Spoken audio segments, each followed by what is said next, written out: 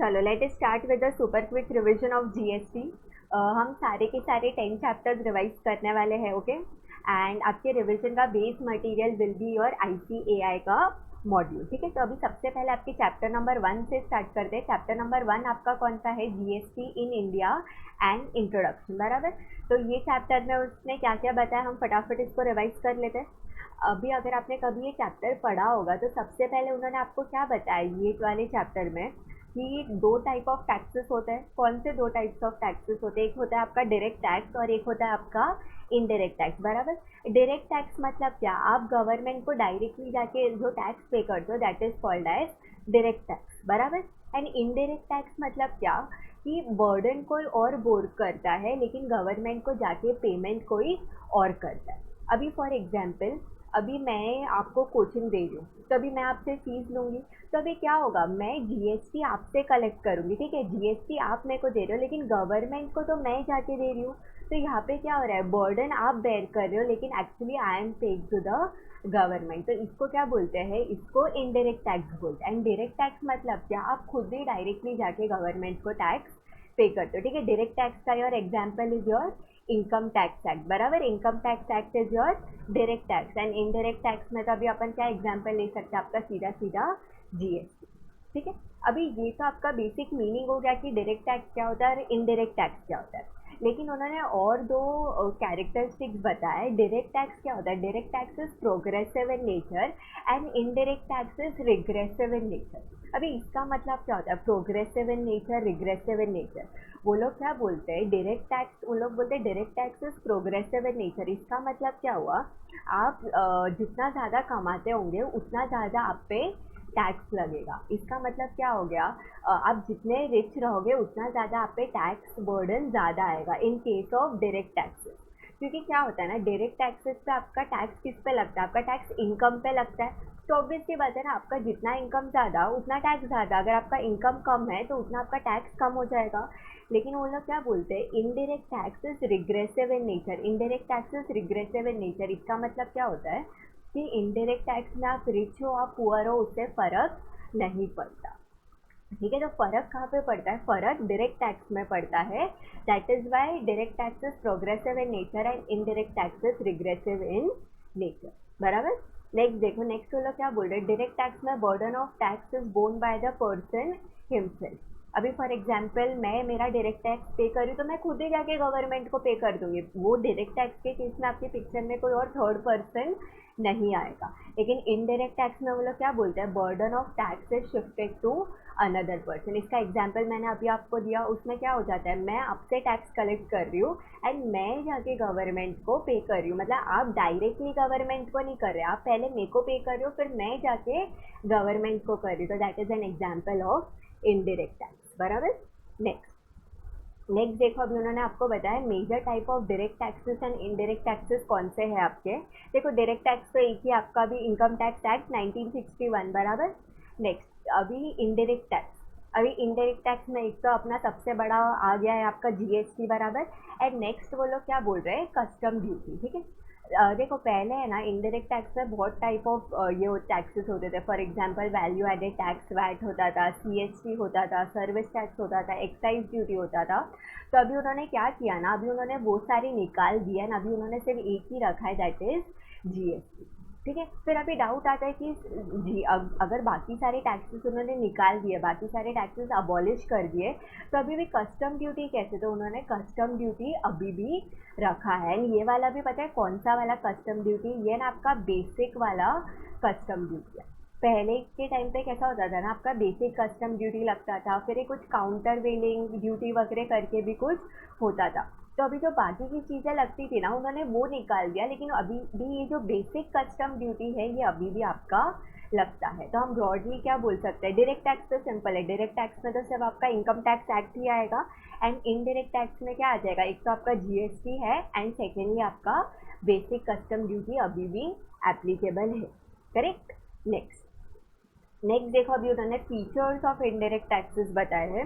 उसमें सबसे पहले उन्होंने क्या बोला है? An important source of revenue, लोग क्या बोलते हैं, गवर्नमेंट को more than 50% of the revenue आपके इनडायरेक्ट टैक्सेस से आता है, क्योंकि इनडायरेक्ट टैक्सेस का जो बेस है वो ज़्यादा वाइड है। क्यों? अभी अगर फॉर एग्जांपल मेरा इनकम नहीं है या फिर इनकम मेरा वो बेसिक एग्जेम्पशन लिमिट वगैरह से कम है, तो मेरे केस में टैक्स नहीं लगेगा। लेकिन वही मानो ना, अगर मैं इनडायरेक्ट टैक्स का बात करूँ, तो अगर मैं कुछ भी सेल करने के लिए जा रही हूँ, अगर मैं कुछ भी परचेज करने के लिए जा रही हूँ, तब तो मेरे पे नॉर्मल टैक्स लग जाएगा बराबर। अगर मैं सप्लाई कर रही हूँ, अगर मैं सेल कर रही हूँ, तो मुझे टैक्स कलेक्ट करना पड़ेगा। एंड अगर मैं परचेज कर रही हूँ तो मेरे को सामने वाले को टैक्स देना पड़ेगा। तो हम लोग क्या बोलते हैं कि जितना भी आपका रेवेन्यू आता है टैक्सेस में से, उसमें सबसे ज़्यादा रेवेन्यू आता है उनको इनडायरेक्ट टैक्सेस में से। करेक्ट। नेक्स्ट वो लोग क्या बोल रहे हैं, tax on commodities and services. अभी इसका मतलब क्या हुआ, अभी ये जो आपका जीएसटी है, गुड्स एंड सर्विसेज टैक्स है, ये आपका दोनों पे लगता है, गुड्स पे भी लगता है एंड सर्विसेज पे भी लगता है, ठीक है। एंड जबकि आपके डायरेक्ट टैक्स की बात करें तो वो हम किस पे बोल सकते हैं, वो तो आपका सिर्फ इनकम पे लगता है, लेकिन आपका ये जो जीएसटी है वो दोनों पे लगता है, गुड्स पे भी लगता है एंड सर्विसेज पे भी लगता है। नेक्स्ट देखो, नेक्स्ट वाला पॉइंट अभी आपको समझ जाएगा, shifting of burden.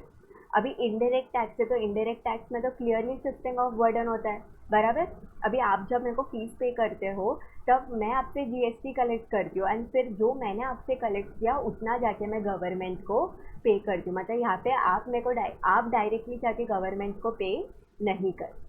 Correct. Next देखो, उसने उसका ही वही पॉइंट को थोड़ा रिवर्स करके दिया है, no perception of direct pinch. क्यों no perception of direct pinch? क्योंकि आप इनडायरेक्ट टैक्सेस आप डायरेक्टली जाके गवर्नमेंट को नहीं देते। करेक्ट।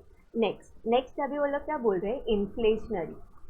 अभी आपका अगर कोई भी प्रोडक्ट पे अगर आपका टैक्स लगेगा, तो आपका प्रोडक्ट का प्राइस बढ़ जाएगा। इन्फ्लेशनरी मतलब क्या, आपका प्राइसेस बढ़ना।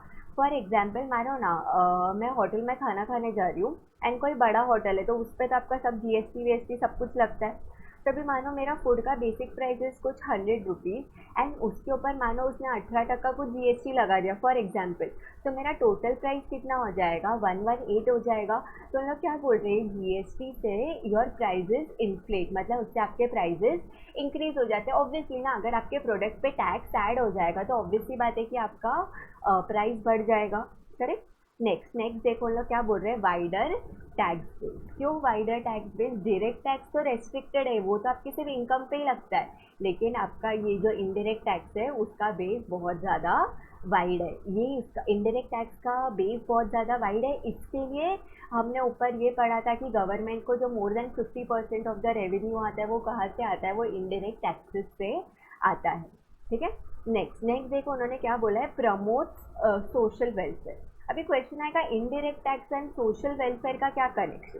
तभी इसमें कैसा होता है ना, अभी ये जो भी आपके हार्मफुल प्रोडक्ट्स या फिर सिन प्रोडक्ट्स है, फॉर एग्जांपल आपका टोबैको प्रोडक्ट्स वगैरह हो गया बराबर, तो उन सारी चीज़ों पे उन्होंने क्या बोला ना कि देखो जीएसटी तो लगेगा ही, लेकिन जो ये पहले वाले जो भी आपके थोड़े बहुत टैक्सेस थे, ये एक्साइज वगैरह, वो सब कुछ भी अभी भी उस पर लगेगा।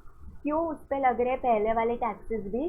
क्योंकि ये सारे सिन प्रोडक्ट्स है, हार्मफुल प्रोडक्ट्स। ऑब्वियसली टोबैको कोई अच्छी चीज़ तो है नहीं, तो हम लोग क्या बोलते हैं, अगर आपने ये सारे बकवास चीज़ों का यूज़ किया तो हम उस पर जीएसटी तो लगाएंगे, लेकिन हम उस पर बाकी सारे टैक्सेस भी लगाएंगे। तो उससे क्या हो रहा है, उससे आपके टैक्सेस वगैरह लग रहे हैं, तो उससे आपका सोशल वेलफेयर प्रमोट हो रहा है। क्या पता टैक्सेस ज़्यादा लग रहे हैं, इसके लिए शायद लोग उसको कंज्यूम करना छोड़ दें। बराबर। नेक्स्ट वाला देखो, ऑलरेडी हमारा पढ़ के हो चुका है, रिग्रेसिव इन नेचर। बराबर, कि इनडायरेक्ट टैक्सेस में आप पुअर हो आप रिच हो, उससे कुछ भी फर्क नहीं पड़ता, दोनों के लिए जो भी टैक्स वगैरह है that remains the same. Correct. तो ये क्या था, this was your features of GST. Next देखो, अभी उन्होंने आपको है ना पूरा हिस्ट्री बताया है जीएसटी का, कि ये जीएसटी बहुत सालों पहले शुरू हुआ था, फिर अल्टीमेटली ये इन एक्शन कब से आने लगा, जब से आपका मोदी गवर्नमेंट वगैरह आया, तब से ये फुल ऑन इन एक्शन आया। अभी फाइनली हमें क्या पढ़ना है, अभी ये देखो, जब भी आपका एक्ट वगैरह आता है ना, अभी जैसे जीएसटी पूरा नया एक्ट आया, तो एक्ट है ना ऐसा डायरेक्टली नहीं आ जाता, उसके लिए सबसे पहले कोई कॉन्स्टिट्यूशनल बिल वगैरह पास होता है, आपके लोकसभा राज्यसभा से परमिशन लेना पड़ता है, फिर आपके स्टेट्स वगैरह के अप्रूवल लेने पड़ते हैं, फिर अगर ये सब कुछ हो गया तो वो बिल फाइनली आपका बनता है एक्ट में। क्योंकि कैसा हो रहा है ना, पहले मानो अलग अलग टैक्सेस थे, आपका वैट था, सीएसटी था। तो जैसे VAT, value added tax was your ऐसा स्टेट टैक्स था, वो स्टेट वाइज डिफर करता था। फिर सीएसटी था, वो आपका सेंट्रल टैक्स था। तो अभी क्या हो गया, अभी ये सारे टैक्सेस निकाल के अभी लोग जीएसटी लेके आ गए, तो स्टेट गवर्नमेंट वगैरह के रेवेन्यूज में भी फर्क पड़ेगा। तो अभी उन्होंने क्या बोला, अभी भाई हम ये सारे टैक्सेस निकाल के हम जीएसटी लेके आ रहे हैं, तो अभी इसमें स्टेट वगैरह का अप्रूवल तो चाहिएगा। तो उन लोग क्या बोलते हैं, अगर आपको कभी भी नया एक्ट लेके आना है तो सबसे पहले तो आपको कॉन्स्टिट्यूशनल अमेंडमेंट बिल पास करना पड़ेगा। आप बिल पास करोगे, आप लोकसभा राज्यसभा का परमिशन लोगे, फिर उसके बाद में आपके स्टेट्स का मेजॉरिटी अप्रूवल मिलेगा, फिर उसके बाद में जाके आपका प्रेसिडेंट वगैरह का एसेंट मिलने के बाद में that bill is converted into your act. ठीक है, तो ये देखो उन्होंने ना जीएसटी के लिए एक अमेंडमेंट बिल पास किया था, constitution 122nd amendment bill pass किया था। एंड वो देखो किस में कन्वर्ट हुआ, कॉन्स्टिट्यूशन 101 अमेंडमेंट एक्ट। देखो बिल का नंबर देखो 122nd था एंड एक्ट इज 101। क्यों? बिकॉज सारे बिल एक्ट में कन्वर्ट नहीं होते। हो सकता है ना बीच में शायद लोकसभा ने परमिशन नहीं दिया, राज्यसभा ने परमिशन नहीं दिया, स्टेट्स का अप्रूवल नहीं आया, बराबर। तो इसके लिए मैंने बोला जो जहाँ पे जो बिल में आपको सबके परमिशन मिल जाएंगे, that bill is only converted into your act. Correct. Next देखो अभी उन्होंने क्या बोला है, आपका जीएसटी। जीएसटी आया कब से? अभी इसमें दो डेट है, बराबर। एक डेट है आपके whole of India excluding Jammu and Kashmir के लिए, एक डेट है आपका exclusively for Jammu and Kashmir. तो ये देखो अभी हम लोग क्या बोल रहे हैं, नॉर्मली तो आपका जीएसटी विथ इफेक्ट फ्रॉम आया था 1 जुलाई 2017 से, लेकिन देखो उन्होंने आगे क्या बोला है, this is important. GST law was extended to Jammu and Kashmir on 8 July 2017। मतलब जम्मू कश्मीर छोड़ के बाकी पूरे इंडिया पे आपका जीएसटी कब से एप्लीकेबल हुआ, from 1 July 2017। And Jammu Kashmir में कब से एप्लीकेबल हुआ, फ्रॉम 8 जुलाई 2017। करेक्ट। नेक्स्ट देखो अभी उन्होंने आपको यहाँ पे वही बताया है कि आपके पहले बहुत टाइप्स ऑफ टैक्सेस होते थे, वैट होता था, CST, service tax, excise duty वगैरह होता था। अभी सब कुछ मर्ज होकर आपका एक सिंगल टैक्स आ गया, that is goods and services tax, बराबर। नेक्स्ट देखो अभी डाउट आता है कि ठीक है अभी बाकी सब कुछ तो समझ लिया, लेकिन अभी आपका जीएसटी होता क्या है, व्हाट इज जीएसटी। ठीक है, अभी जीएसटी मतलब गुड्स एंड सर्विसेज टैक्स, अभी फुल फॉर्म हमें पता है, लेकिन उसका मीनिंग क्या होता है वो उन्होंने आपको यहाँ पे बताया। तो सबसे पहले उन्होंने क्या बोलते हैं, GST is a value added tax. GST is a value added tax levied on manufacture, sale and consumption of goods and services. मतलब आपका जितना जितना वैल्यू ऐड होगा उतने पोर्शन पे आपका टैक्स लगते जाएगा। ठीक है, इसका सबसे बड़ा बेनिफिट क्या है ना, कि इसको वैल्यू एडेड टैक्स इसके लिए बोला है क्योंकि यहाँ पे कहीं पे भी आपका डबल टैक्सेशन नहीं होगा। आपका जितना वैल्यू इंक्रीज हो रहा है सिर्फ उतने इंक्रीज वाले पार्ट पे आपका एक्स्ट्रा टैक्सेस लगते जाएगा। करेक्ट। नेक्स्ट देखो हम लोग बोल रहे हैं continuous chain of tax credit. Continuous chain of tax credit. अभी मानो मैंने आपको सप्लाई किया, ठीक है, मैंने आपको सप्लाई किया, तो अभी मैंने सप्लाई किया तो मेरे को गवर्नमेंट को टैक्स भरना पड़ेगा। अभी जो मैंने आपको सप्लाई किया वो आपके लिए तो परचेज हो गया, तो अभी आप क्या करोगे, आप उसका इनपुट ले लोगे, बराबर। अभी मानो मैंने आपको सप्लाई किया, मैंने गवर्नमेंट को टैक्स पे कर दिया, फिर आपने उसका आईटीसी ले लिया, बराबर। अभी आप उसको आगे सेल करोगे तो क्या होगा, अभी आप गवर्नमेंट को टैक्स पे करोगे, ठीक है। लेकिन जब आप गवर्नमेंट को टैक्स पे करोगे तो उसमें से आपने जितना ऑलरेडी आईटीसी लेके रखा है आप उतना लेस कर दोगे, बराबर। अभी आपने किसी और बंदे को सप्लाई किया तो आगे वाले इंसान को आईटीसी मिलते रहेगा। तो लोग क्या बोल रहे हैं, यहाँ पे आपका continuous chain of tax credit है। मतलब जो बंदा सप्लाई कर रहा है वो गवर्नमेंट को टैक्स भरेगा, सामने वाले को आईटीसी मिल जाएगा। This chain will go on, बराबर। तो यहाँ पे कहीं पे भी आपका जो टैक्सेस है, आपके टैक्सेस का है ना कॉस्ट नहीं बन रहा वो, क्योंकि अगर आपको टैक्सेस का अगर आपको बेनिफिट नहीं मिल रहा, अगर आपको टैक्सेस का इनपुट टैक्स क्रेडिट नहीं मिल रहा तो वो आपका कॉस्ट बन जाएगा। लेकिन जीएसटी में उन्होंने क्या बोला, there will be a continuous chain of tax credit. Correct. Next अभी उन लोग क्या बोल रहे हैं, burden is borne by the final consumer. देखो एक चीज़ याद रखो, GST is a destination based consumption tax. GST is a destination based consumption tax, मतलब जहाँ पे भी अल्टीमेटली आपका गुड्स वगैरह सर्विसेज वगैरह कंज्यूम हो रहा है वो वाले इंसान को आपका जीएसटी वगैरह पे करना पड़ेगा। बराबर, मतलब समझो ना, अभी अपना साइकिल चालू है कि मैंने आपको सप्लाई किया, आपने किसी और इंसान को सप्लाई किया, तो जो भी वो चेन का लास्ट बंदा रहेगा उसको अल्टीमेटली उसके ऊपर सारा का सारा आपकी जीएसटी का बर्डन आ जाएगा प्रोवाइड। एंड उसमें भी क्या होगा, बीच वाले लोगों को नॉर्मल आईटीसी मिलता रहेगा। क्यों इनपुट टैक्स क्रेडिट मिलता रहेगा? क्योंकि हमने अभी जस्ट ऊपर पढ़ा कि there is a continuous chain of tax credit. Correct. Next देखो, अभी हम लोग क्या बोल रहे हैं, नो कैस्केडिंग ऑफ टैक्सेस, मतलब कहीं पे भी आपके डबल टैक्सेस चार्ज नहीं होंगे। ये हमने अभी जस्ट डिस्कस किया था कि आपका कोई भी डबल टैक्सेशन नहीं होगा, क्योंकि आपका जीएसटी किस पे लगता है, जितना भी आपका वैल्यू ऐड होता है आपका वही पोर्शन पे जीएसटी लग रहा है। बराबर, तो जितना पोर्शन इंक्रीज हो रहा है उस पर जीएसटी लग रहा है, तो there will be no case of double taxation. And हमें वही चाहिए ना, अगर एक प्रोडक्ट पे दो अलग अलग टैक्सेस लग रहे हैं तो क्या फ़ायदा। बराबर। चलो नेक्स्ट देखो, अभी उन्होंने बोला है कि भाई ऐसा क्या हो गया कि जीएसटी इंडिया में लाना पड़ा। ऑलरेडी हमारे पास में पुराने वाले रेजिम में, मतलब बिफोर जीएसटी हमारे पास में बहुत सारे टैक्सेस थे, लेकिन उन लोग क्या बोल रहे हैं, वो जितने भी टैक्सेस थे ना सब में डेफिशिएंसीज थे, मतलब सब में कुछ ना कुछ प्रॉब्लम थे, उसके वजह से हमें जीएसटी लाना पड़ा। हम जीएसटी इसके लिए लेके आए ताकि जो पुराने एक्ट में जितने भी डेफिशिएंसीज थे वो सब कुछ सॉल्व हो जाए।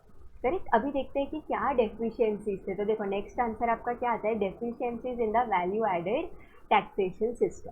बराबर। अभी देखो, अभी सबसे पहले हम लोग क्या बोल रहे हैं, सबसे बड़ा प्रॉब्लम आपका क्या था, डबल टैक्सेशन का था। इसका एकदम सिंपल एग्जांपल, ये आपका जीएसटी आया उसके पहले अगर आप होटल में खाना खाने जाते थे तो उन लोग क्या करते थे ना, उन लोग आपका वैट भी लगाते थे, उन लोग आपका सर्विस टैक्स भी लगाते थे। मतलब आप होटल में खाना खाने जाओ तो आपको दो टाइप्स ऑफ टैक्सेस पे करना होता था, एक वैट पे करना होता था एंड एक सर्विस टैक्स पे करना होता था। उन लोग क्या करते थे, आपका जो खाना वाला पोर्शन है, जो फूड वाला पोर्शन है, उस पर वैट लगाते थे, एंड जो उन्होंने आपको सर्व किया, जो भी रेस्टोरेंट आपको सर्विसेज दे रहा है उस पर उन लोग सर्विस टैक्स लगाते थे। तो आपका क्या हो रहा था, आप खाना खाने जा रहे हो वो चीज़ पे आपका दो टैक्स लग रहा था। तो that was the first problem कि आपका डबल टैक्सेशन हो रहा था। ठीक है। उसमें देखो आपके मॉड्यूल में क्या एग्जाम्पल दिया है सॉफ्टवेयर का, कि सॉफ्टवेयर को गुड्स बोल के भी चार्ज टैक्स होता था, गुड्स बोल के टैक्स होता था, मतलब उस पर वैट लगता था, वैल्यू एडेड टैक्स पहले वाले इसमें।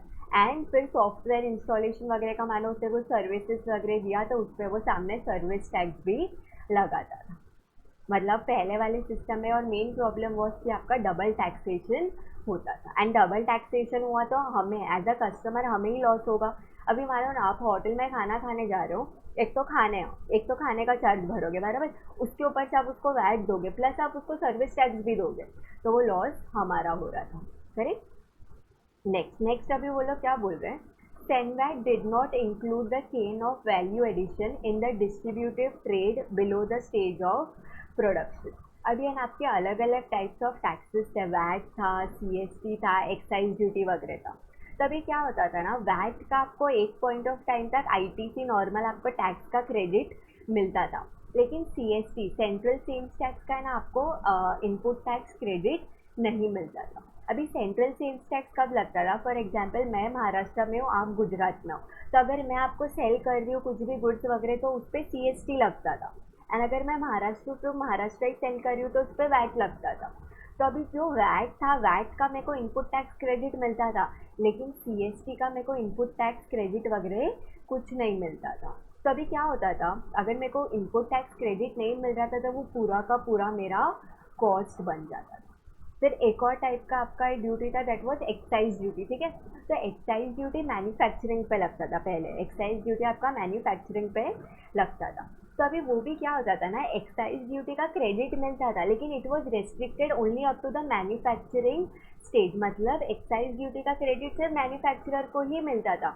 अभी आपका गुड्स मैन्युफैक्चरर से आगे भी तो जाएगा ना, होलसेलर, ट्रेडर, रिटेलर, वो सारे लोगों को क्रेडिट नहीं मिलता था। तो क्या प्रॉब्लम हो रहा था, वो जो आगे वाले बंदे हैं, जो मैन्युफैक्चरर से आगे वाले बंदे हैं, उनके लिए वो पूरा का पूरा कॉस्ट बन जाता।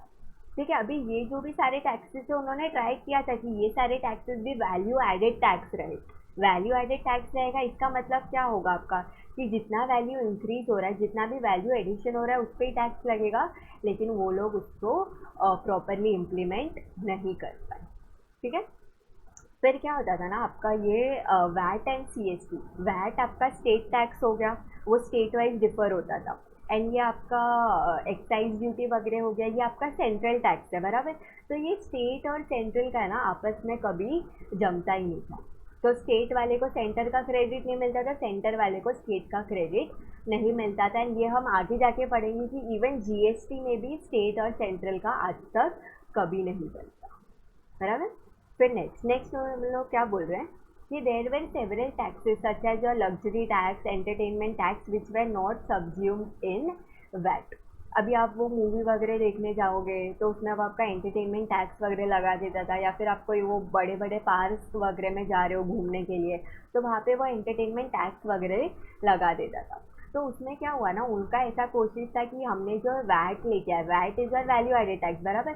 तो उसमें हम ये जो भी मिसलेनियस टाइप्स ऑफ टैक्सेस लग रहे थे ना, उनको वो सारे टैक्सेस को वैट में सब्ज्यूम करना था, लेकिन वो लोग सब्ज्यूम नहीं कर पाए। मतलब क्या हो रहा था, आपका नॉर्मल वैट भी लगता था, एंटरटेनमेंट टैक्स भी लगता था, फिर जो केस में लग्जरी टैक्स एप्लीकेबल होता था उसमें वो लोग सब कुछ चार्ज करते थे, बराबर। नेक्स्ट अभी वो लोग क्या बोल रहे हैं, VAT on goods was not integrated with tax on service. अभी यहाँ पे भी सेम प्रॉब्लम आया आपका। वैट है, वैट आपका स्टेट लेवल का टैक्स है, ठीक है। And your service tax was your centre level का टैक्स, बराबर। ये सेंट्रल टैक्स था। तो वापस इनका झगड़ा होता था, स्टेट एंड सेंट्रल का क्रेडिट आपस में इनको नहीं मिलता था। तो क्रेडिट नहीं मिलता था तो प्रॉब्लम क्या होता था, सब कुछ आपका कॉस्ट बन जाता था, बराबर। नेक्स्ट पॉइंट उन्होंने सीएसटी के बारे में बात की है। सीएसटी को ऑलरेडी हमने डिस्कस कर लिया कि ये सेंट्रल सेल्स टैक्स, इसका आपको इनपुट टैक्स क्रेडिट कभी मिलता ही नहीं था, करेक्ट। चलो नेक्स्ट देखो, नेक्स्ट अभी थोड़े बहुत पॉइंट आपके रिपीट होंगे। Non inclusion of several local levies and state VAT such as luxury tax, entertainment tax, ये तो हमने पढ़ लिया। क्या पढ़ा हमने कि उनका ऐसा कोशिश था कि जो उन्होंने वैट लेके आए, जो वैट टैक्स उन लोग लेके आए, उसमें उनको लग्जरी टैक्स, एंटरटेनमेंट टैक्स सब कुछ उसमें इंक्लूड करना था, लेकिन वो सब वो लोग नहीं कर पाए। तो प्रॉब्लम क्या हो रहा था, वैट भी लगता था, एंटरटेनमेंट टैक्स भी अलग से लगता था। फिर नेक्स्ट हम लोग क्या बोल रहे हैं, cascading of taxes on account of levy of non vatable CST and inclusion of CENVAT in the value for imposing VAT.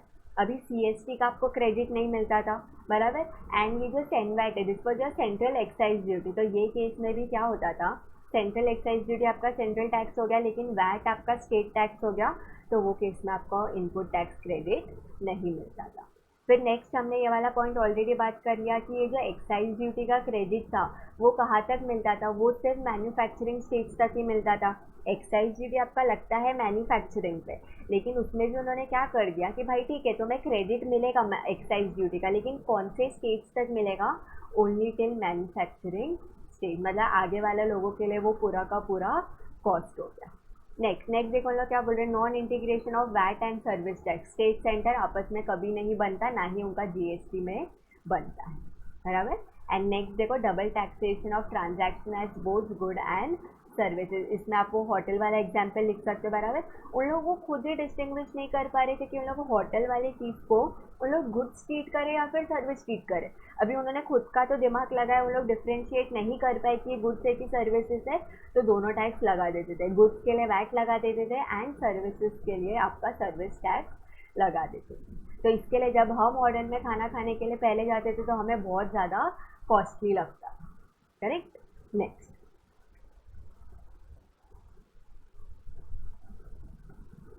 देखो, अभी नेक्स्ट उसने क्या बोला है, framework of GST as introduced in India. अभी उसमें सबसे पहले वो क्या बोल रहा है कि आपका है ना ये जो जीएसटी का फ्रेमवर्क है, ये आपका मॉडल है ड्यूअल जीएसटी का। अभी इसका मतलब क्या होता है कि अगर आपने कभी भी इंट्रा स्टेट सप्लाई किया, देखो दो टाइप्स ऑफ सप्लाई होता है, एक आपका इंटर स्टेट होता है एंड दूसरा is your intra state. Inter state मतलब क्या, बिटवीन द स्टेट्स अपन बोल सकते हैं। बिटवीन द स्टेट्स मतलब क्या, अभी फॉर एग्जांपल मैं महाराष्ट्र की हूँ मैं गुजरात में जाके सेल कर रही हूँ, तो वो मेरा क्या हो गया, वो मेरा इंटर स्टेट सप्लाई हो गया, इंटर स्टेट सप्लाई हो गया।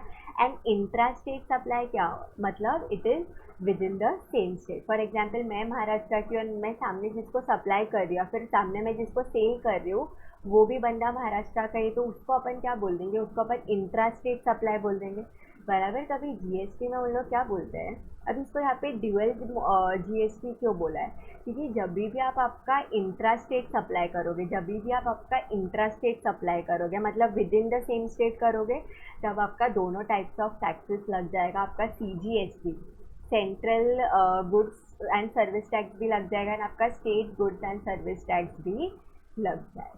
अभी आप इंट्रा के केस में ऐसा नहीं बोल सकते कि सेम स्टेट है, चलो चलो सिर्फ ये स्टेट टैक्स लगाते हैं, ऐसा नहीं होगा। आपका इंट्रा के केस में आपका दोनों टैक्स लग जाएगा, आपका सीजीएसटी भी लग जाएगा as well as your SGST भी लग जाएगा, दोनों साथ में लगेगा। फॉर एग्जांपल अभी मैं अगर आपको कुछ सप्लाई कर रही हूँ, बराबर, मानो मेरा बेस प्रोडक्ट का जो प्राइस है दैट इज़ 100 रुपीज़, एंड मानो मेरा टोटल टैक्स रेट इज़ 18%, तो मैं क्या करूँगी, ये 100 पे मैं 9 रुपीज़ सीजीएसटी लगाऊंगी, 9 रुपीज़ एसजीएसटी लगाऊंगी टोटल, एंड 118 रुपीज़ मैं आपसे चार्ज करूँ। मतलब जब भी इंट्रा स्टेट सप्लाई होगा तब ये मेरा दोनों टैक्स लगेगा, CGST and SGST, correct. And last में उन्होंने क्या बोल दिया कि आपका GST extends to whole of India including the state of Jammu and Kashmir. ऐसा स्पेसिफिकली क्यों बोला है ना, पहले जब भी आपके जम्मू कश्मीर वगैरह का ये प्रॉब्लम वगैरह सॉर्ट आउट नहीं हुआ था, उससे पहले ना हर लॉ में अलग अलग था कि कुछ लॉ जम्मू एंड कश्मीर को अप्लाई होते थे, कुछ लॉ नहीं होते थे। लेकिन जीएसटी के लिए वी आर वेरी क्लियर कि GST extends to whole of India including the state of Jammu and Kashmir, ठीक है ना। अभी हमें पता है कि जम्मू एंड कश्मीर में कब से एप्लीकेबल हुआ था जीएसटी, जम्मू एंड कश्मीर में 8 जुलाई 2017 से हुआ था, एंड जम्मू कश्मीर छोड़ के बाकी सब जगह पे कब से अप्लाई हुआ था, फ्रॉम 1 जुलाई 2017, करेक्ट। नेक्स्ट देखो, अभी उन्होंने आपको वेरियस टाइप्स ऑफ टैक्सेस बताए हैं। अभी जीएसटी मैंने अपने पास मेनली 4 टाइप्स ऑफ टैक्सेस होते हैं। First one is your CGST, मतलब central goods and services tax, ठीक है। C here stands for your central, ठीक है। नेक्स्ट आपका आता है स्टेट, ठीक है, स्टेट जीएसटी मतलब SGST, that is state goods and services tax. फिर नेक्स्ट आपका आता है यूटी जीएसटी, मतलब आपका union territory goods and services tax. And last आपका आता है IGST, that is integrated goods and services tax, ठीक है। अभी देखो, सबसे पहले बेसिक ये चीज़ समझो कि जब भी अपना इंट्रा स्टेट सप्लाई होगा, इंट्रा स्टेट सप्लाई होगा मतलब with in the same state होगा, तब आपका ये 2 टैक्सेस लग जाएगा, सीजीएसटी एंड एसजीएसटी। लेकिन मानो कि मैंने कोई सप्लाई, मैं यूनियन टेरिटरी में हूँ, किसी को यूनियन टेरिटरी में हूँ, एंड मैंने सप्लाई किया है किसी यूनियन टेरिटरी को, मतलब तो वो केस में वो लोग क्या बोलते हैं, वो केस में आपका स्टेट नहीं आएगा, उस केस में आपका सीजीएसटी एंड यूटीजीएसटी आएगा। तो इससे हम क्या कंक्लूजन निकाल सकते हैं कि जब भी आपका इंट्रा स्टेट सप्लाई होगा तब या तो आपका सीजीएसटी एंड एसजीएसटी लगेगा, या तो फिर आपका सीजीएसटी एंड यूटीजीएसटी लगेगा, ठीक है। अगर आप स्टेट में सप्लाई कर रहे हो तो आपका स्टेट आ जाएगा, यूनियन टेरिटरी में कर रहे हो तो आपका यूनियन टेरिटरी आ जाएगा। एंड आईजीएसटी कब आता है, जब आप आपका इंटर स्टेट सप्लाई करते हो। इंटर स्टेट सप्लाई मतलब क्या, एक स्टेट से दूसरे स्टेट में, बराबर है ना। हम आगे जाके एक छोटा सा टैक्स पढ़ेंगे सेस करके, ठीक है, जीएसटी कॉम्पनसेशन सेस, ठीक है। अभी इन लोग क्या बोलते हैं, अभी ठीक है, ये माना सीजीएसटी, एसजीएसटी, यूटीजीएसटी, आईजीएसटी, ये सब अलग अलग टाइप्स ऑफ टैक्सेस है, वो ठीक है। लेकिन अभी ये सब डाउट आता है कि ये टैक्सेस कलेक्ट कौन करेगा, लेवी कौन करेगा, बराबर। अभी ये कंसेप्ट पढ़ने से पहले ना एक लाइन हमेशा याद रखना, GST is a destination based consumption tax, GST is a destination based consumption tax, मतलब जो स्टेट में आपका फाइनली गुड्स कंज्यूम हो रहा है आपको वो स्टेट का टैक्स लग जाएगा, ठीक है। अभी हम लोग सबसे पहले बात करते हैं आपका सीजीएसटी के बारे में, ठीक है। अभी सीजीएसटी ये तो आपका सेंट्रल हो गया, तो हम लोग क्या बोल रहे हैं, यहाँ पे जो सीजीएसटी कलेक्ट एंड लेवी ये दोनों आपका सेंट्रल गवर्नमेंट ही करेगा, मतलब CGST will be levied and collected by central government, ठीक है। फिर अभी स्टेट स्टेट जीएसटी मतलब क्या, आपका लेवी एंड कलेक्ट कौन करेगा, स्टेट गवर्नमेंट करेगा। फिर आपका यूटी जीएसटी भी ठीक है, यूटी जीएसटी वो वाले जो यूनियन टेरिटरी का गवर्नमेंट रहेगा वो लेवी एंड कलेक्ट करेगा। फिर अभी डाउट आता है कि मैम आईजीएसटी का क्या करें, आईजीएसटी कौन कलेक्ट करेगा एंड कौन लेवी करेगा, ठीक है। तो अभी देखो उन लोग क्या बोल रहे हैं कि आईजीएसटी है ना आपका सबसे पहले कलेक्ट वगैरह कौन करता है, सबसे पहले आपका सेंट्रल गवर्नमेंट ही करता है, लेकिन फिर उसके बाद में it is distributed among the states. तो ये देखो उन्होंने क्या बोला है, interstate supply of taxable goods और services are subject to IGST, मतलब आपके इंटरस्टेट सप्लाई पे क्या लग जाएगा, आईजीएसटी लग जाएगा। अभी मतलब क्या बोल रहे हैं, अभी आपका जो भी सीजीएसटी और एसजीएसटी होता है ना, ये दोनों को अगर आपने ऐड किया तो it is equal to IGST, ठीक है। तो CGST plus SGST is equal to IGST. तो देखो लोग क्या बोल रहे हैं, IGST is the sum total of CGST and SGST और यूटीजीएसटी एज द केस में भी, and it is levied by the centre on all the interstate supply, बराबर। अभी नेक्स्ट देखो अभी उन लोग क्या बोल रहे हैं, आपका लेजिस्लेटिव फ्रेमवर्क के बारे में उन्होंने थोड़ा बहुत बात किया है कि there is a single legislation CGST act 2017 for living CGST, बराबर। तो आपका सीजीएसटी कैसे लेवी होगा, आपका एक ही एक्ट है, that is your CGST act, ठीक है। अभी उसमें उन लोग क्या बोल रहे हैं कि similar union territories without legislation are governed by UTGST act 2017 for levying UTGST, मतलब उन लोग क्या बोल रहे हैं कि यूनियन टेरिटरी वगैरह पे क्या लग जाता है, सबसे पहले तो आपका यूटीजीएसटी एक्ट लग जाता है। तो अभी उन्होंने वही बताया है कि देखो नॉर्मली जो भी यूनियन टेरिटरीज है ना उस पर यूटीजीएसटी एक्ट ही लगता है, लेकिन दो ऐसे यूनियन टेरिटरीज है जिस पे यूटीजीएसटी नहीं लगेगा, उस पर एसजीएसटी लग जाएगा। देखो नॉर्मली यूनियन टेरिटरी के केस में क्या लगता है, नॉर्मली यूनियन टेरिटरी के केस में यूटीजीएसटी अप्लाई होता है, लेकिन दो ऐसे यूनियन टेरिटरीज है जिसपे आपका स्टेट टैक्स लग जाएगा। देखो नॉर्मली उन्होंने क्या बोला, आपका अंडमान निकोबार आइलैंड, लक्षद्वीप, दादरा नगर हवेली, दमन दीव, चंडीगढ़, ठीक है, ये सब पे आपका यूटीजीएसटी एक्ट ही अप्लाई होगा। लेकिन दिल्ली एंड पुदुचेरी उनके पास में खुद का स्टेट का एक्ट है, तो दिल्ली एंड पुदुचेरी पे क्या लग जाएगा, स्टेट जीएसटी अप्लाई हो जाएगा। मतलब ये दोनों यूनियन टेरिटरी ने मस्ती किया, इन्होंने बोला भाई हम यूटी जीएसटी नहीं, हम तो एसजीएसटी लगाएंगे, ठीक है। तो ये वाला पार्ट आपको याद रखना पड़ेगा, क्योंकि अगर आपको क्वेश्चन में आ गया ऐसे कोई स्टेट्स के नाम, तो आपको आइडेंटिफाई करना पड़ेगा कि भाई ये वाले ट्रांजैक्शन में यूटी जीएसटी लगेगा या फिर एसजीएसटी लगेगा, ठीक है। एंड अभी एक और चीज़ समझो, अभी ये जो भी आपका प्रैक्टिकल लाइफ में ये जो यूनियन टेरिटरीज वगैरह में जो कुछ भी अमेंडमेंट हुआ है वो टिल डेट अभी तक आपके आईसीएआई ने ये नहीं किया है, आपके सिलेबस के लिए एप्लीकेबल नहीं किया है। तो हमारे सिलेबस के लिए तो यही वाले यूनियन टेरिटरीज हम याद रखेंगे, ठीक है। अगर नवंबर अटेम्प्ट तक बाद में उन लोग अपने स्टैट अपडेट वगैरह में कुछ अमेंडमेंट वगैरह लेके आते हैं तो उसको हम अलग से कवर करेंगे, ठीक है। तो टिल डेट अभी तक हमें क्या याद रखना है कि बाकी सारी यूनियन टेरिटरीज को यूटीजीएसटी एक्ट लगेगा, लेकिन दिल्ली एंड पुडुचेरी के केस में उनके पास खुद का स्टेट का जीएसटी एक्ट है, बराबर।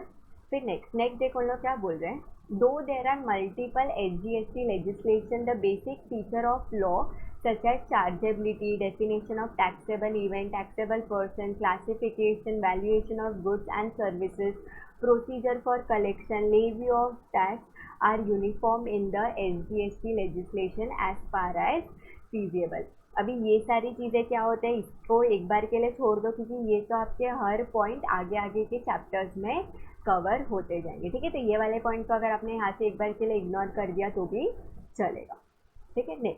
नेक्स्ट अभी वो लोग क्या बोल रहे हैं, classification of goods and services, ठीक है। अभी जीएसटी में वी आर वेरी क्लियर कि अपना गुड्स क्या है, क्या सर्विसेज है, अकॉर्डिंगली अपना टैक्स लगेगा।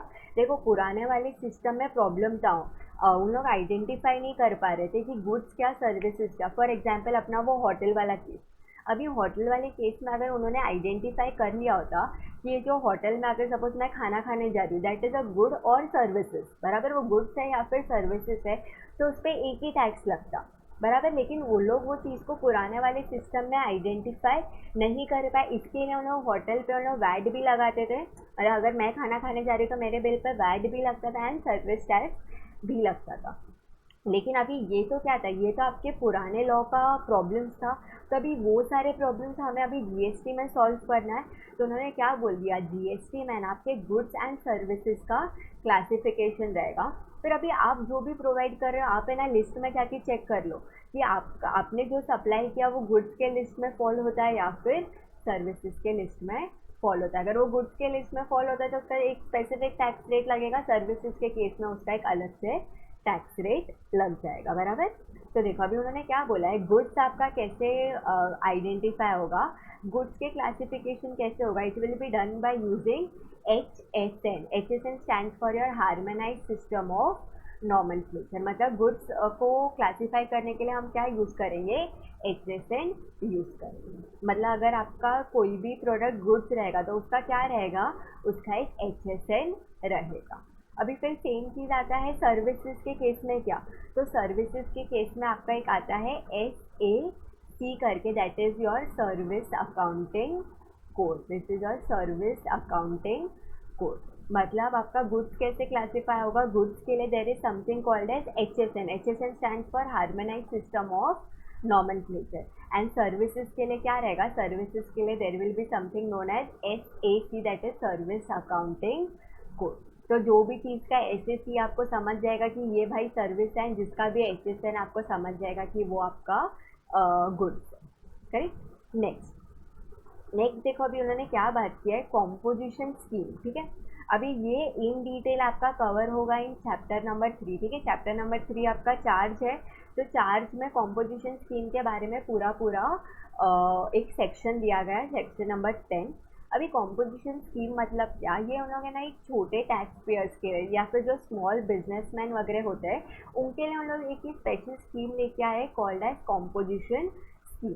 तो क्या होता है, नॉर्मल लोगों को जितना कंप्लायंस करना पड़ता है उतना कंप्लायंस कॉम्पोजिशन स्कीम में थोड़ा कम हो जाता है। अभी उन लोग क्या बोलते हैं, एक तो बेचारा वैसे ही छोटा बिजनेसमैन है, अभी वो अपना काम संभालेगा या जीएसटी में कंप्लायंस करते रहेगा। तो उन्होंने ऐसा बोल दिया कि भाई अगर तेरी अगर थोड़े बहुत कंडीशंस, अगर तेरी वो सारे कंडीशंस फुलफिल हो जाते हैं तो तू जीएसटी में तो रजिस्टर कर ले एज कॉम्पोजिशन स्कीम, तो उससे देखो बहुत सारे बेनिफिट्स वगैरह मिल जाएंगे, ठीक है। तो ये वाला इन डिटेल हम पढ़ेंगे आपका चैप्टर नंबर 3 में। आपका एक सेक्शन नंबर 10 आएगा पूरा का पूरा, उसमें कॉम्पोजिशन स्कीम आपका एक्सप्लेन किया जाएगा कि किसको एप्लीकेबल होता है, कौन उसमें जा सकता है, एवरीथिंग, करेक्ट। नेक्स्ट देखो अभी आता है आपका रजिस्ट्रेशन। अभी अपने याद है वो पढ़ा था कि continuous chain of tax credit is one of the point of GST. तब हम लोग क्या बोलते हैं कि अगर आपको इनपुट टैक्स क्रेडिट लेना है तो जो भी बंदा इनपुट टैक्स क्रेडिट ले रहा है वो रजिस्टर्ड होना चाहिए। कहाँ पे रजिस्टर्ड होना चाहिए, that person should be registered under GST, ठीक है। फिर मैंने क्या बोला था कि अगर सपोज मैं आपको कुछ भी सप्लाई कर रही हूँ तो मैं आपसे टैक्स कलेक्ट करूँगी, बराबर। तो मैं कब टैक्स कलेक्ट कर सकती हूँ, अगर मैं जीएसटी में रजिस्टर्ड रहूँगी तो ही मैं टैक्स कलेक्ट कर सकती हूँ। तो अगर मेरे को टैक्स कलेक्ट करना है, बराबर, या फिर मेरे को आईटीसी लेने का है, ये दोनों के लिए रजिस्ट्रेशन इज मैंडेट, ठीक है। फिर अभी डाउट आता है कि ठीक है रजिस्ट्रेशन क्या सबको लेना पड़ता है कि क्या, तो जीएसटी में आपके दो टाइप ऑफ रजिस्ट्रेशन होता है। एक तो ऐसा होता है कि अगर आपका टर्नओवर कोई एक लिमिट क्रॉस कर गया तो आपको रजिस्ट्रेशन लेना पड़ता है। एंड नेक्स्ट एक आपका लिस्ट आता है कंपलसरी रजिस्ट्रेशन का। मतलब क्या हुआ कि अगर आपका टर्नओवर एकदम कम है तो भी आप वो कंपलसरी रजिस्ट्रेशन के लिस्ट में आ गए ना, तो आपको इररिस्पेक्टिव ऑफ द टर्नओवर आपको रजिस्ट्रेशन लेना ही लेना पड़ेगा, ठीक है। ये रजिस्ट्रेशन पे अपने पास पूरा का पूरा एक चैप्टर है, चैप्टर नंबर 7, उसमें आपका इन डिटेल में कवर होगा, ठीक है। अभी देखो अभी हम लोग क्या बोल रहे हैं, अभी उन्होंने थोड़ा बहुत आपको लिमिट्स दे के रखा है, ठीक है। ये वाला सेम टेबल आपका वापस चैप्टर नंबर 7 में भी रिपीट होने वाला है, ठीक है। अभी इसमें देखो 3 पार्ट है। सबसे पहला पार्ट क्या है, states with threshold limit of ₹10 lakhs for both goods and services. मतलब ये सारे स्टेट्स से अगर किसी ने भी सप्लाई किया गुड्स या सर्विसेज का, एंड अगर उसका टर्नओवर क्रॉस हो जाता है 10 lakhs रुपीज़ से, तो उसको रजिस्ट्रेशन लेना पड़ेगा, ठीक है। एंड एक चीज़ याद रखना है, ये जो 10 लाख वाला लिमिट है ये आपका लिमिट है फॉर स्पेशल कैटेगरी स्टेट्स। ये जो 10 लाख वाला लिमिट है that is for your special category states. तो अभी स्पेशल कैटेगरी स्टेट्स में आपके कौन से 4 स्टेट्स आते हैं? मणिपुर, मिजोरम, नागालैंड एंड त्रिपुरा। मणिपुर, मिजोरम, नागालैंड एंड त्रिपुरा, मतलब ये 4 स्टेट्स के लिए आपने गुड्स सप्लाई किया हो या फिर सर्विसेज सप्लाई किया हो, योर लिमिट रिमेन्स ₹10 लाख। मतलब कि अगर आपका टर्नओवर 10 लाख से ज़्यादा हो गया तो आपको रजिस्ट्रेशन लेना पड़ेगा, करेक्ट। फिर नेक्स्ट देखो, नेक्स्ट आपका आता है ऐसे कौन से स्टेट्स है जहाँ से आपने गुड्स का सप्लाई किया हो या सर्विसेज का सप्लाई किया हो, आपको वहाँ पे लिमिट मिलेगा 20 लाख रुपीज़ का। कभी वो लिस्ट में कौन कौन से स्टेट आते हैं देखो, अरुणाचल प्रदेश, मेघालय, सिक्किम,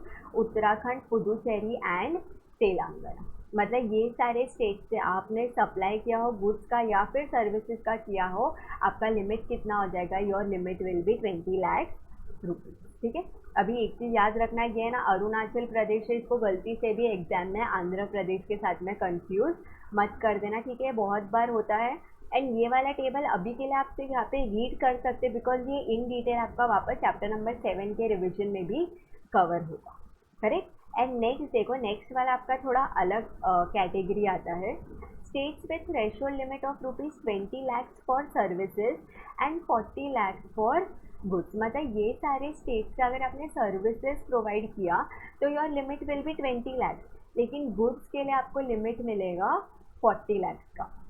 देखो अभी तक हमने जो ये फर्स्ट बॉक्स सेकंड बॉक्स पढ़ा वहाँ पे आपके लिए गुड्स एंड सर्विसेज दोनों के लिए लिमिट सेम था, लेकिन यहाँ पे सर्विसेज के लिए 20 लाख हो गया एंड गुड्स के लिए 40 लाख हो गया। तो सबसे पहले पढ़ते हैं कि यहाँ पे कौन कौन से आपके स्टेट्स कवर होते हैं।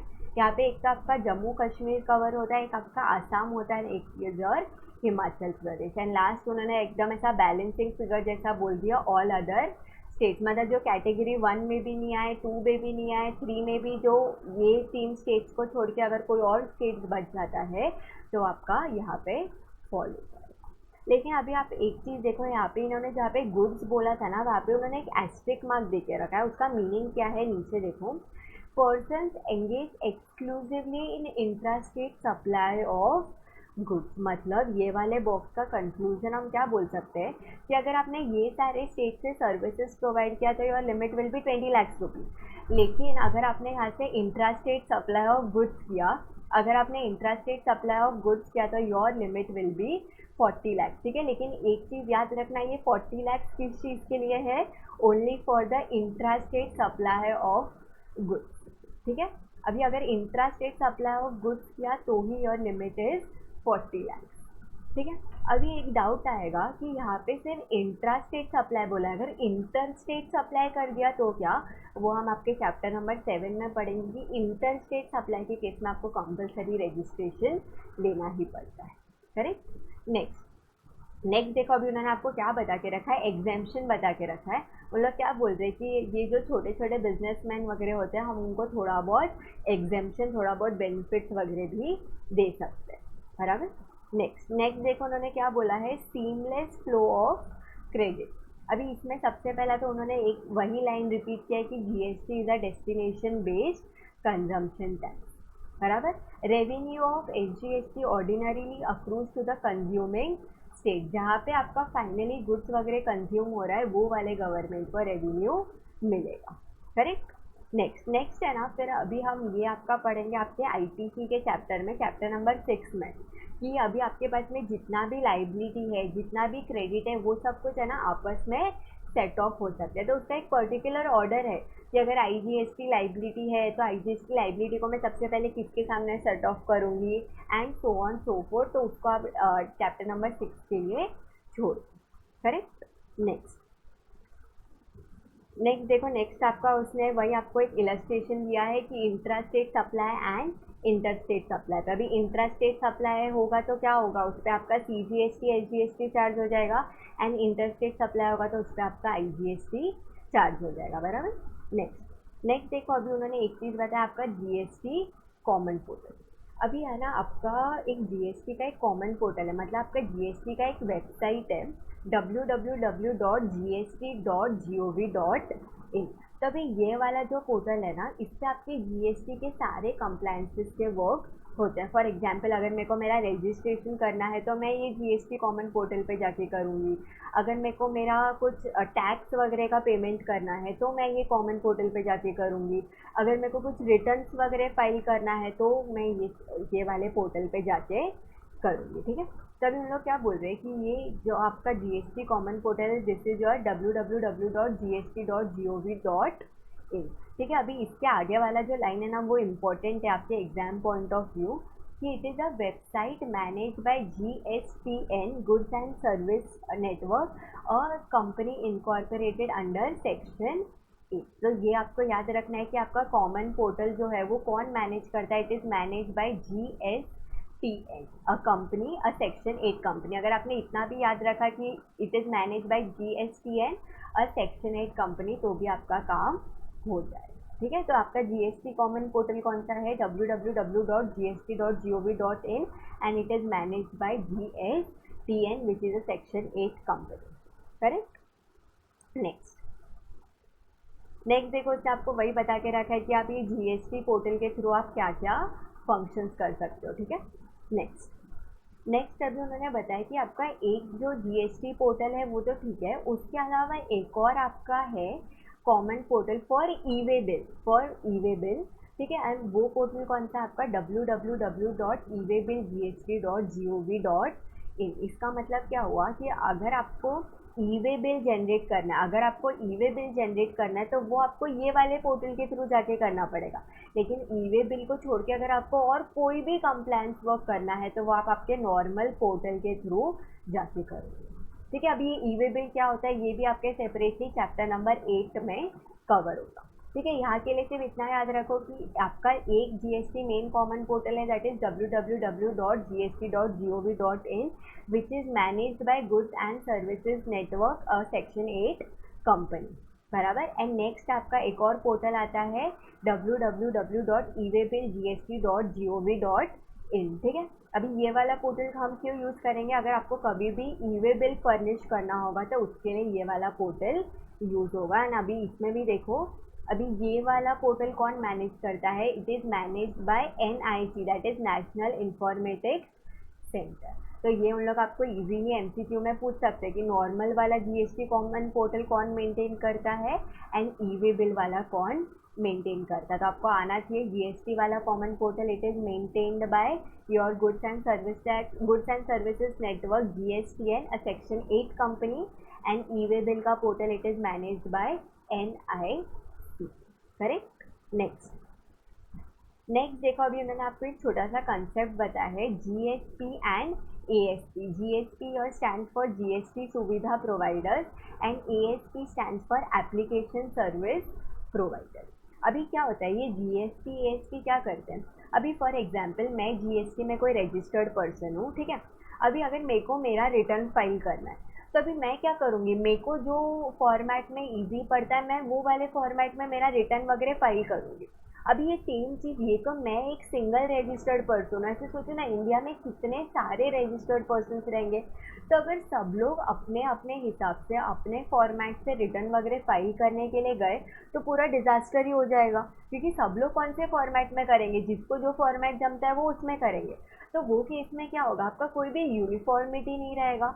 तो उन्होंने क्या किया ना, उन्होंने दो इंसान को पिक्चर में लेके आ गए, आपका जीएसटी एंड ASP। तो उसमें क्या होगा, अपन अपना इंफॉर्मेशन ये वाले लोगों को देंगे, ठीक है।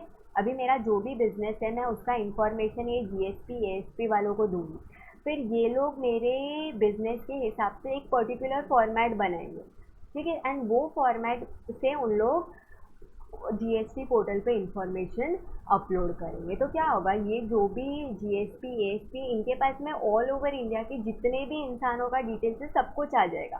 फिर वो सारी डिटेल्स को हम लोग क्या करेंगे ना, एक यूनिफॉर्म फॉर्मेट में कन्वर्ट करेंगे एंड वो यूनिफॉर्म फॉर्मेट ही आपकी जीएसटी पोर्टल पे अपलोड होगा। तो अभी इससे क्या हुआ कि फाइनली एट द एंड जो भी आपका जीएसटी पोर्टल पे इंफॉर्मेशन जा रहा है वो एक प्रॉपर कॉमन फॉर्मेट में जाएगा। तो इसके लिए उन लोग क्या किया, उसके लिए उन्होंने ये दो इंसान को उन लोग पिक्चर में लेके आ गए, ताकि आपका जो कुछ भी कम्युनिकेशन हो रहा है जीएसटी पोर्टल पे, वो ये दो लोगों के थ्रू होगा। क्योंकि अगर directly as a tax payer directly अगर अपन को जीएसटी पोर्टल दे दिया कि अगर भाई तुम्हें जो करना है करो, तुम्हें जो फॉर्मेट में करना है करो, तो उसकी पूरी बैंड बच जाएगी। तो इन लोग क्या करते हैं, इन लोग इंटरैक्ट करते हैं, इन लोग सबसे पहले अपना इंफॉर्मेशन लेते हैं, उसको एक कॉमन फॉर्मेट वगैरह में डेवलप करते हैं, एंड देन वो इन्फॉर्मेशन आपका जीएसटी पोर्टल पे अपलोड होता है। ठीक है, तो it acts as an link between the tax payers and the GST portal. Correct. Next देखो, नेक्स्ट आपका एक आता है कॉम्पनसेशन सेस। हमने देखो मेन 4 टाइप्स ऑफ टैक्सेस कौन से पढ़े थे, आपका सीजीएसटी था, एसजीएसटी था, बराबर, यूटीजीएसटी था एंड सेस था। लेकिन अभी उन्होंने क्या आईजीएसटी पढ़ा था तब हमने, अभी एक और हम कौन सा पढ़ रहे हैं आपका सेस। तो अभी ये क्या होता है, जीएसटी कॉम्पनसेशन सेस। तो ठीक है, अभी इसके नाम से ही समझना, इसका नाम क्या है, जीएसटी कॉम्पनसेशन सेस। इसका मतलब क्या हुआ कि ये जीएसटी आने के वजह से अभी स्टेट गवर्नमेंट वगैरह को थोड़ा कुछ लॉस वगैरह हुआ होगा, तो उन्होंने क्या बोल दिया कि ये स्टेट गवर्नमेंट को जितना भी लॉस होगा हम उसको कॉम्पनसेट करके देंगे थ्रू दिस कॉम्पनसेशन सेस। तो देखो उन्होंने क्या बोला है, एंड ये जो आपका कॉम्पनसेशन सेस है ना, ये ना आपके सारे नॉर्मल प्रोडक्ट्स पे नहीं लगता। ये अगर आपका कोई सिन प्रोडक्ट होगा, हार्मफुल प्रोडक्ट होगा, या फिर एकदम कोई लग्जरी प्रोडक्ट वगैरह होगा, उस पर ही आपका सेस लगता है। ठीक है, तो देखो सबसे पहले तो ये मार्क कर लो कि सेस आपका एकदम स्पेसिफाइड लग्जरी आइटम्स या फिर डीमेरिट गुड्स पे लगता है। And secondly it is with a view to provide for compensation to the state for the loss of revenue. मतलब ये जीएसटी के वजह से स्टेट गवर्नमेंट को जितना भी लॉस होगा वो कॉम्पनसेट होगा through this cess. Correct. Next देखो, अभी उन्होंने क्या बोला है, जीएसटी और tax on goods and services. ये तो हमने बेसिक आपके नॉर्मल फीचर्स में भी पढ़ा था कि जीएसटी आपका गुड्स पे भी लगता है एंड सर्विसेज पे भी लगता है। मतलब आपका जीएसटी का कवरेज एकदम ब्रॉड है कि वो सारे गुड्स पे भी एप्लीकेबल है एंड सारे सर्विसेज पे भी एप्लीकेबल है। लेकिन इसका है ना, उन्होंने एक दो एक्सेप्शन दे दिया है, मतलब वो वाले केसेस पे आपका जीएसटी नहीं लगता। उसमें सबसे पहला एक्सेप्शन है alcoholic liquor for human consumption. Alcoholic liquor for human consumption, वो लोग क्या बोल रहे हैं, alcoholic liquor for human consumption पे आपका जीएसटी नहीं लगेगा। तो अभी डाउट आता है कि मैम अगर alcoholic liquor for human consumption पे जीएसटी नहीं लगेगा तो क्या उस पर कुछ टैक्स ही नहीं लगेगा? उस पर टैक्स लगेगा। देखो जीएसटी जब आया था, मतलब जब जीएसटी तो चलो जुलाई 17 में आया, लेकिन उसके पहले भी टैक्सेस तो थे। तो उसके पहले आपके alcoholic liquor for human consumption जब भी आपका ये मैन्युफैक्चर होता था तब उस पर आपका एक्साइज ड्यूटी लगता था, बराबर। एंड जब भी आपका ये सेल होता था, तो अगर सेम स्टेट में सेल होता था तो आपका वैट लगता था। अगर कोई दूसरे स्टेट में सेल हो रहा था तो उस पर सीएसटी लगता था। तो उन्होंने क्या बोला, alcoholic liquor for human consumption पे जीएसटी नहीं लग रहा, लेकिन पहले जो भी टैक्स लगता था, एक्साइज ड्यूटी हो गया, वैट या फिर सीएसटी हो गया, वो अभी भी कंटिन्यू होगा। तो उस पर डिफरेंस क्या है कि इस पर जीएसटी नहीं लग रहा। ठीक है, उन्होंने alcoholic liquor for human consumption को उन्होंने जीएसटी के परव्यू से एकदम बाहर रखा है। नेक्स्ट अब हम लोग क्या बोल रहे हैं, आपका petroleum crude, diesel, petrol, aviation turbine fuel and natural gas, ये 5 चीज़ों पे भी आपका जीएसटी नहीं लगेगा। देखो सबसे पहले हमने क्या पढ़ा, alcoholic liquor for human consumption, उस पर जीएसटी नहीं आएगा। फिर नेक्स्ट हमने 5 चीज़ क्या पढ़े, petroleum crude, diesel, petrol, aviation turbine fuel and natural gas. मतलब ये आपके पेट्रोल और उसके 5 भाई जैसे हो गए, petroleum crude, diesel, petrol, aviation turbine fuel, natural gas, इस पर आपका जीएसटी नहीं लगेगा। तो अभी वापस सेम क्वेश्चन आएगा कि मैम अगर जीएसटी नहीं लग रहा तो कोई टैक्स ही नहीं लगेगा? टैक्स लगेगा। कौन सा वाला लगेगा? आपका एक्साइज ड्यूटी, सीएसटी और वैट एज द केसी, बराबर। तो हमने जीएसटी में 2 एक्सेप्शन पढ़ा कि ऐसे कौन से 2 चीज़ें जिस पे आपका टैक्स नहीं लगता। सबसे पहला था आपका alcoholic liquor for human consumption, and next आपका आता है petroleum crude, diesel, petrol, aviation turbine fuel and natural. Correct. Next अभी हम लोग क्या बोल रहे हैं, टोबैको। अब ये टोबैको आपका एक सिन प्रोडक्ट है, हार्मफुल प्रोडक्ट है, तो हम लोग क्या बोल रहे हैं, टोबैको पे जीएसटी तो लगेगा ही, उस पर साथ से एक्साइज ड्यूटी भी लगेगा। इसका एग्जाम्पल मैं आपको ऑलरेडी दे चुकी थी जब हमने फ्यूचर में वो वाला पॉइंट पढ़ा था कि GST helps to promote social welfare. तभी मैंने आपको बताया था कि जो भी सिन प्रोडक्ट होते हैं, हार्मफुल प्रोडक्ट होते हैं, उस पर आपका जीएसटी भी लगता है एंड आपका एक्साइज ड्यूटी भी लगता है, करेक्ट। फिर नेक्स्ट हम लोग क्या बोल रहे हैं, ये जो रियल एस्टेट सेक्टर है, this is out of your GST. ठीक है, रियल एस्टेट सेक्टर मतलब क्या हो गया, ये आपका cell purchase of removable property हो गया, इस पर आपका जीएसटी नहीं आएगा। नेक्स्ट उन्होंने अभी आपको एक लिस्ट दिया है कि taxes subsumed in GST. Taxes subsumed in GST मतलब क्या, जीएसटी आने के बाद में आपके कौन कौन से टैक्सेस अभी निकल गए।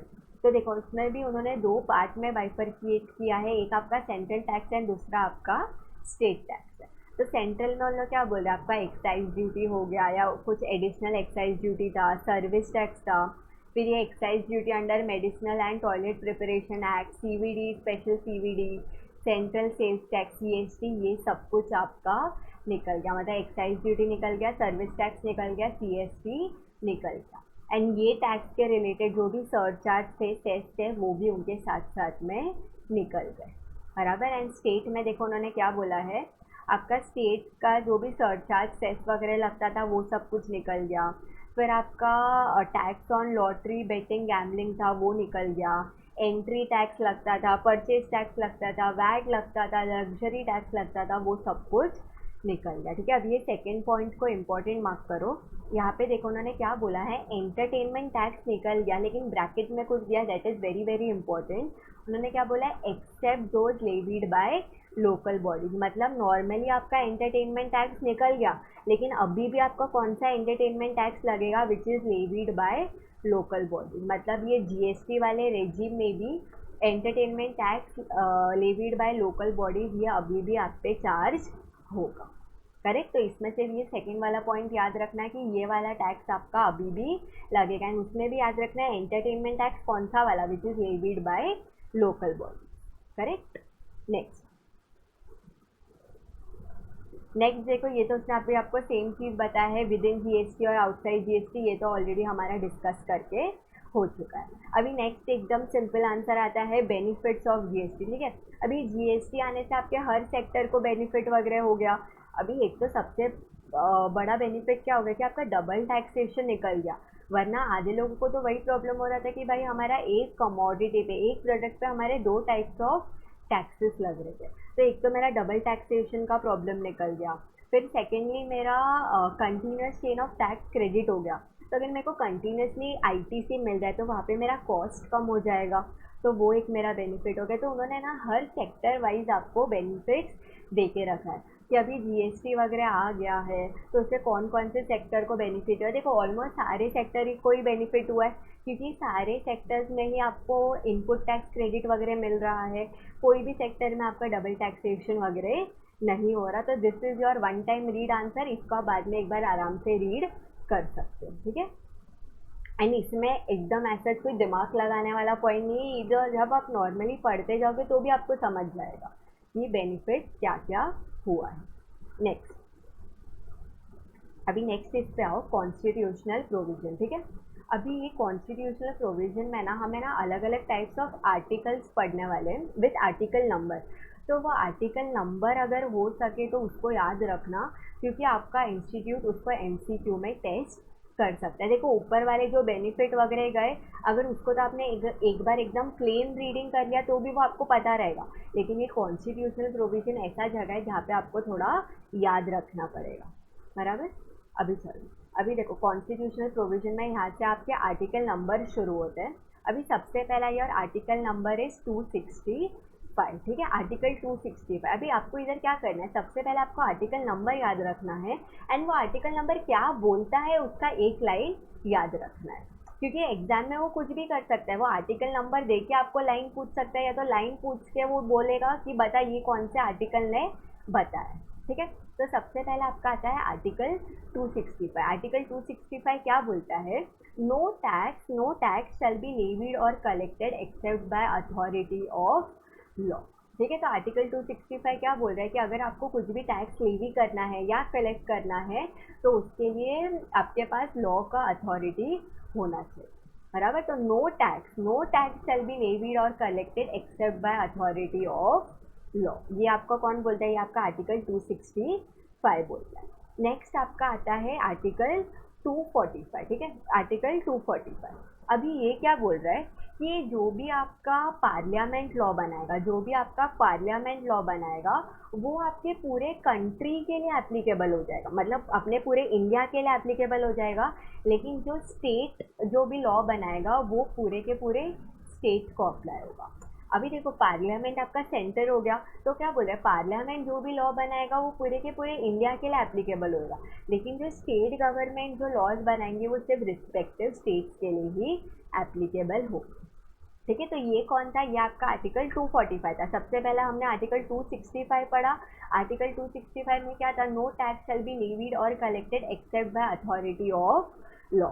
नेक्स्ट आपका आता है आर्टिकल 245। आर्टिकल 245 क्या बोल रहे हैं कि पार्लियामेंट लॉ बनाएगा तो पूरे टेरिटरी ऑफ इंडिया के लिए अप्लाई होगा, लेकिन जो स्टेट बनाएगा वो सिर्फ रिस्पेक्टिव स्टेट्स के लिए ही अप्लाई होगा, करेक्ट। नेक्स्ट देखो अभी आपका आता है आर्टिकल 246। आर्टिकल 246 में ना ये इंपॉर्टेंट है, 7th शेड्यूल टू आर्टिकल 246, ठीक है। अभी 7th शेड्यूल टू आर्टिकल 246 में आपके 3 लिस्ट है। अभी देखो क्या 3 लिस्ट है, सबसे पहला list is your union list, second is your state list, third is your concurrent list. तो अभी यूनियन लिस्ट में वो क्या बोल रहा है कि ये वाले लिस्ट में it contains the matter in respect of which parliament that is central government has the right to make laws. मतलब यूनियन लिस्ट में ऐसे सारे मैटर्स है जिसपे कौन आपका किसके पास में राइट है कुछ भी डिसीजन वगैरह लेने का, आपके parliament that is central government के पास में राइट है। सेकेंड आता है स्टेट लिस्ट, ये तो समझ जाते हैं कि इसका पावर किसके पास में रहेगा, स्टेट गवर्नमेंट के पास में रहेगा। एंड थर्ड आपका आता है कॉन्करेंट लिस्ट। कॉन्करेंट लिस्ट मतलब क्या, ऐसे मैटर्स जिसपे both central government and state government have the power to make law, correct. Next देखो अभी उन्होंने क्या बोला है, आर्टिकल 246A आपका एक नया आर्टिकल आया था, ठीक है, आर्टिकल 246A। अभी आर्टिकल 246A क्या बोलता है, power to make laws with respect to goods and services. अभी ये सारे आर्टिकल्स जो थे आपके आर्टिकल्स तो सब पहले से आए हुए थे, अभी ऐसा थोड़ी कि आपके कॉन्स्टिट्यूशनल प्रोविजन जीएसटी में आने के बाद में बने, ऐसा तो है नहीं। लेकिन हमारे पास में जितने भी पुराने आर्टिकल्स थे उसमें जीएसटी रिलेटेड तो कभी कोई आर्टिकल था ही नहीं। तो उन्होंने क्या किया, अभी जीएसटी आया तो हमें एक जीएसटी रिलेटेड भी आर्टिकल चाहिए, तो उन्होंने अमेंडमेंट किया एंड उन्होंने एक नया आर्टिकल लेके आया, article 246A। And article 246A किसके बारे में बात करता है, power to make laws with respect to GST, बराबर। नेक्स्ट देखो, नेक्स्ट अभी आपका आता है आर्टिकल 269A, ठीक है। आपको भी एग्जाम के लिए यही करना है, आपको सिर्फ नंबर याद रखना है, उसके सामने का आपको हेडिंग एक सिंपल लाइन में याद रखना है।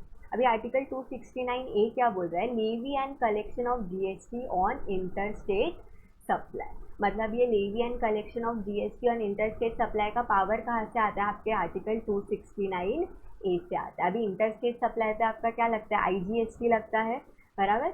तभी आईजीएसटी का हमने बात किया था कि आईजीएसटी सबसे पहले कलेक्ट आपका सेंट्रल गवर्नमेंट करता है, लेकिन बाद में it is apportion between, it is distributed among the states, ठीक है। अभी ये क्या रेशियो वगैरह पे डिस्ट्रीब्यूट होता है ये उनका इंटरनल मैटर है, हमें हमारे सिलेबस के लिए सिर्फ इतना ही पढ़ना है कि it is apportion between the states और यूनियन टेरिटरीज, बराबर। फिर सेकेंडली अभी आपका इम्पोर्ट एक्सपोर्ट होता है, बराबर, सुना रहेगा इम्पोर्ट एक्सपोर्ट। इम्पोर्ट मतलब क्या, कि मैं किसी और कंट्री से गुड्स मंगवा रही हूँ तो उन लोग क्या बोलते हैं, वो इम्पोर्ट पे भी आपका आईजीएसटी लगता है। इसका मतलब क्या हुआ, import is by default treated as inter state supply, import is by default treated as inter state supply. अगर वो इंटर स्टेट सप्लाई होगा तो उस पर क्या लग जाएगा, उस पर आपका आईजीएसटी चार्ज हो जाएगा, बराबर। नेक्स्ट देखो अभी उन्होंने आपको क्या बता के रखा है, definition of goods and services tax, services and state incorporated. मतलब उन्होंने आपको इन शॉर्ट थोड़े बहुत डेफिनेशन दे के रखे हैं। तभी उन्होंने क्या बोल रहे हैं, गुड्स एंड सर्विस टैक्स मतलब क्या, गुड्स एंड सर्विस टैक्स मतलब उन्होंने जीएसटी का बात करें। जीएसटी मतलब ऐसा टैक्स जो सप्लाई ऑफ गुड्स पे भी लगता है एंड सप्लाई ऑफ सर्विसेज पे भी लगता है, लेकिन उसमें थोड़े बहुत चीज़ें आपके एक्सक्लूड हो जाएंगी, जैसे कि वो अल्कोहलिक लिकर हो गया या फिर वो आपके पेट्रोल और उसके पार्ट्स पर। ठीक है, अभी ये अल्कोहलिक लिकर वगैरह पे या फिर ये पेट्रोल वगैरह पे आज के दिन जीएसटी नहीं लगता, लेकिन आगे जाके अगर कभी नोटिफिकेशन वगैरह आया तो वो आपके जीएसटी के परव्यू में आ जाएगा। करेक्ट। नेक्स्ट देखो लोग क्या बोलते हैं, services. Services means anything other than goods. ठीक है, उसको थैंक यू बोलने का कि उसने अपन को इतना तो डेफिनेशन बताया, ये तो हमें भी पता है। नेक्स्ट देखो हम लोग क्या बोल रहे हैं, state includes the union territory with legislature. ठीक है, ये वाला डेफिनेशन हमारे लिए इतना रेलेवेंट नहीं है। नेक्स्ट वो क्या बोल रहा है, गुड्स। गुड्स का मतलब क्या होता है, it includes all materials, commodities and articles. ठीक है, तो गुड्स में आपका सब कुछ आ जाता है, सारे मटेरियल, कमोडिटीज एंड आर्टिकल्स। हमें जो भी सर्विसेज नहीं है, everything will be treated as your goods. बराबर। एंड नेक्स्ट देखो, नेक्स्ट आपका आता है ये वाला आर्टिकल आपका इम्पोर्टेंट है जीएसटी काउंसिल का। This is article 279A। ठीक है, अभी ये जीएसटी काउंसिल क्या होता है, अभी ये जीएसटी काउंसिल मतलब क्या हो गया, इसमें ना बहुत सारे लोग रहेंगे एंड ये लोग जीएसटी पे ना रेगुलर बेसिस पे डिसीजंस वगैरह लेंगे। अभी फॉर एग्जांपल कि कोई छोटे टैक्स पेयर्स को कुछ रिलीफ वगैरह देने का होगा या फिर कुछ और सर्कुलर लेके आना है, कुछ भी नोटिफिकेशन लेके आना है, तो इन सब कुछ काम कौन करेगा, सब कुछ काम आपका करेगा जीएसटी काउंसिल।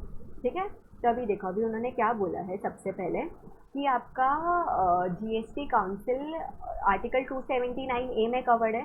ठीक है, article 279A of the constitution empower the president to constitute GST council. मतलब जीएसटी काउंसिल फॉर्म करने का पावर आपका कहाँ से आता है, आर्टिकल 279A से।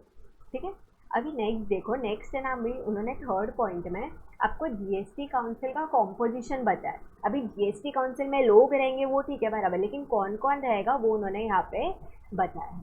तो देखो उन्होंने क्या बोला है, the union finance minister is the chairman of this council. मतलब जीएसटी काउंसिल का चेयरमैन कौन रहेगा, union finance minister. And ministers in charge of finance और taxation others or any other nominated by each states with the legislature are its member। मतलब ये GST council का chairman कौन रहेगा, chairman will be union finance minister.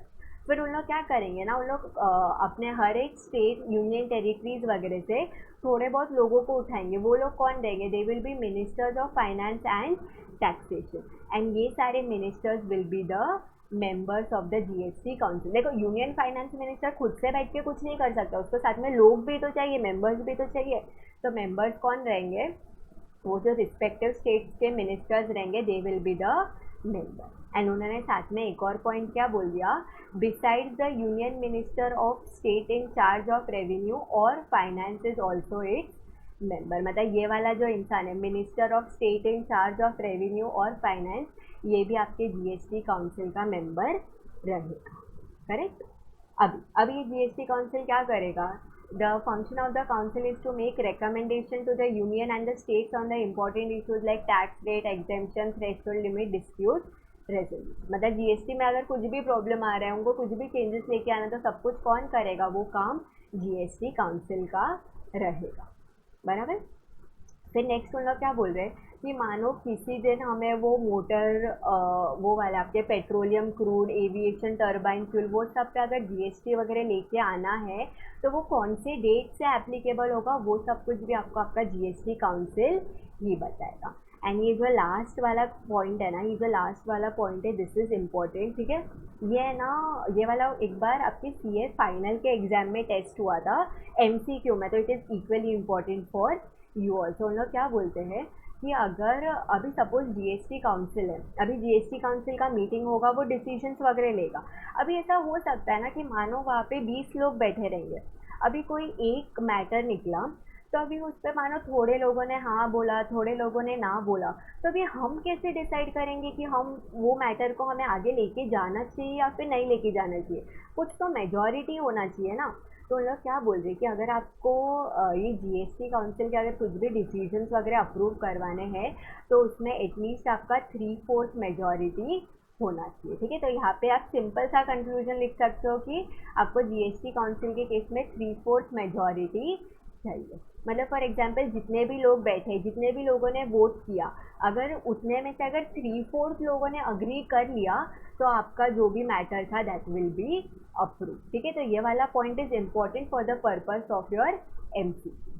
ठीक है, तो यहाँ पे हमारे कॉन्स्टिट्यूशनल प्रोविजंस भी खत्म होते हैं। कॉन्स्टिट्यूशनल प्रोविजन में एक चीज़ याद रखना, हो सके तो नंबर के साथ में वो आर्टिकल से आपको क्या पावर मिलता है उसको याद रखना। ठीक है, so with this we are done with the revision of chapter number 1।